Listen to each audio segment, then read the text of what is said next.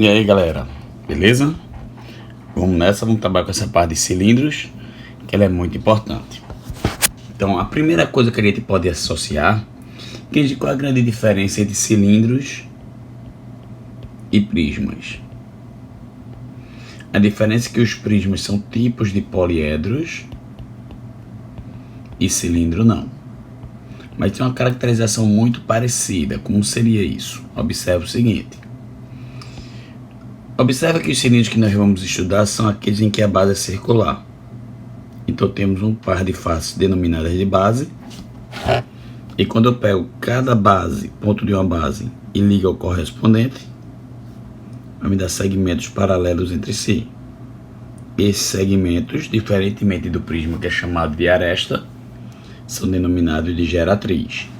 Só quem tem geratriz são sólidos redondos. Se o cilindro tiver verticalzinho, ou seja, bem retinho, esse cilindro é chamado de cilindro reto, como esse. Observe que essa altura, ela faz papel de geratriz. Quando a altura faz papel de geratriz, esse cilindro é chamado cilindro reto ou cilindro de revolução. Por que revolução? Porque se nós pegarmos o centro da base de um círculo e ligar para o centro da base do outro, vai dar um eixo de rotação. Ligando do centro de cada base e ligando para as extremidades, você vai obter o raio dos círculos. E se nós girarmos esse retângulo aqui em torno de um dos lados, o sólido obtido é esse cilindro. Por isso que ele é chamado cilindro de revolução. E já se essa altura não fizer papel de geratriz, como nesse caso, o cilindro é chamado de oblíquo. Observe que a altura seria a distância desse ponto mais alto em relação ao solo. E a altura, a geratriz, fecharia um triângulo retângulo, em destaque aqui de verde. E como a geratriz é hipotenusa, a hipotenusa é o maior lado de um triângulo retângulo. Então, nesse caso, a geratriz não faz papel de altura. E a relação que nós temos é que esse cilindro é chamado de cilindro oblíquo. O que a gente poderia fazer aqui para obter essa altura é justamente observar esse triângulo retângulo e trabalhar com a operação trigonométrica, que envolve ângulo, cateto oposto e hipotenusa, que eu poderia simplesmente trabalhar com seno de θ, que é h sobre g. Ou seja, tendo o valor de θ, eu tenho o seu seno, tendo a geratriz, eu acho o valor de h, que vai ser g seno de θ. Então, quando nós pegamos um cilindro como esse, nós podemos fazer diversos cortes. Imagina que eu faço um corte aqui, ó, inclinado, de tal maneira que esse corte pegue em todas as geratrizes. Essa figura obtida é uma seção. E essa seção aqui é uma seção chamada seção transversal. Essa seção transversal ela é chamada de seção reta quando ela forma um ângulo reto com a altura. Caso contrário, é chamada simplesmente de seção transversal. E fique ciente que esse corte aí não é um círculo, e sim essa curva vai ser uma elipse.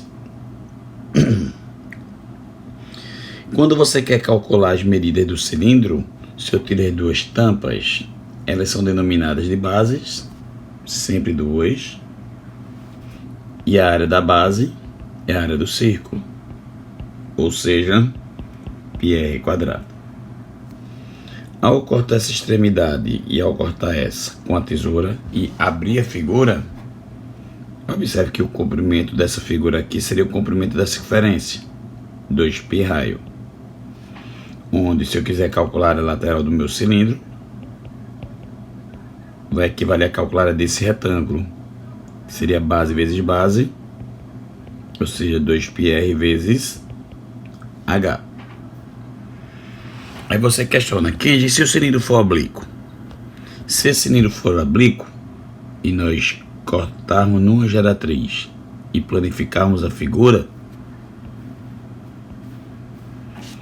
você vai ter um paralelogramo, em que aqui é a geratriz, a altura seria essa distância, que equivaleria a essa,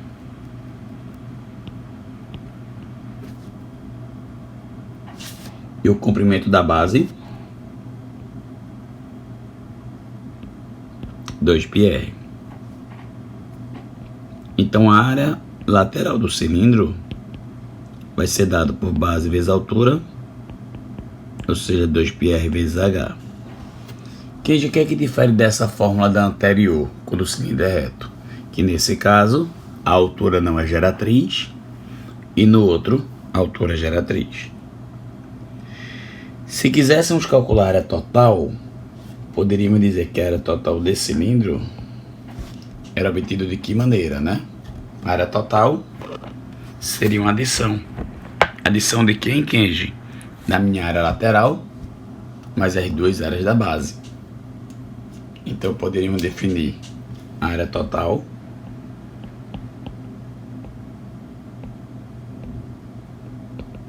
como área lateral mais duas vezes a área da base. Por que duas vezes? Porque temos a base de cima e a base de baixo.